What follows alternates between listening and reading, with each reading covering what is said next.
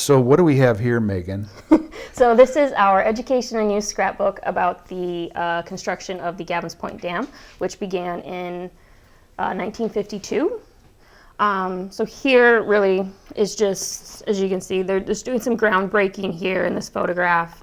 And you can see just crowds of people who gathered just to see the groundbreaking, because it was a very big deal. I mean, really what they're trying to do is control the Missouri River to stop it flooding, because 52 was another flood year in Yankton, and it was another devastating flood year for Yankton. I mean, just water coming in everywhere, devastating homes, devastating families. It'd be coming down downtown and flooding downtown? Yep. Wow. So here we have some early construction photos, and what they're doing is kind of like leveling out things. Down here is where you see the Calumet Bluff, and this is where Lewis and Clark would have met with the Yankton Sioux in 1804. Yeah, that's interesting. Yeah. And they were going to put the dam there at Calumet Bluff at the beginning. At the beginning, yes. But then they decided to move it east, right? Yes. It had to, I'm not a real good engineer person, but it had something to do with, I think, the ground. So they kind of moved it a little bit.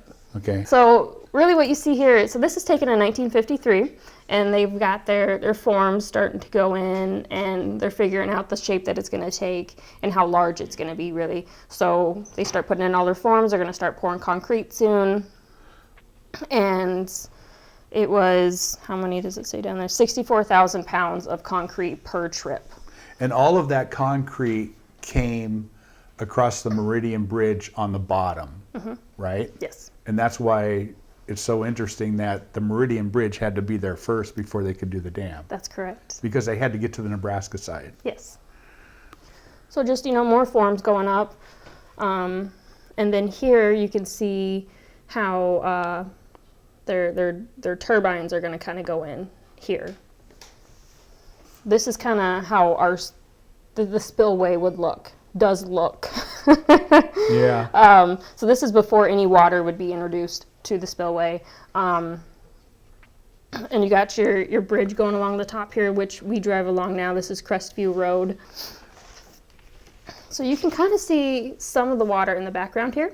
And like I said, they did redirect some of it, so they got, your earthen dams and whatnot going on so that they can complete a lot of this. And then here's your spillways down here. But you have a lot of onlookers. People will just come in just to kind of watch progress as it's going along, because they're all very curious, like, well, how is this going to affect us, right? So these pictures are taken from inside the powerhouse. Okay. So, like, when you go on tours today, this is what you see, right? And then this is taken from inside. Yeah. So Gavins Point was like their third or fourth dam that they had built at this time. It was larger than some of the others, but they had a really good plan in place by the time they'd gotten here. So, I mean, they didn't mess around. They just kind of went to work, they got it done, and they kind of knew what they were doing. So this is as crews are working throughout the night, and you can still see people just gathered on the shorelines just to watch them. Because, like I said, they're always curious, like, what are you doing? Yeah. Even in the night, what are you doing? And then, so this is the final day, 55, where they are closing out everything. They are breaking down the dams, the earthen dams that held the Missouri River back. So now they're going to let it loose onto the Gavins Point. And then we have dedication ceremony 2 years later to just announce, hey, the dam's here, it's completed, it's done, everything's working perfectly, right? So they did that, and then along with that, we get the, let's call it an unknown side effect of Gavins Point Dam, which is the recreation side of it. So we got Lewis and Clark Lake from it, all the boating, the marina, Which is a big draw to Yankton. Yes, it's a huge draw to Yankton. I mean, you get all the camping, the kayakers, the swimmers, fishermen, just everything. Yeah. So, which is this last page down here, this one here, as you can see. Gavins Point became very popular. It's super recreational now.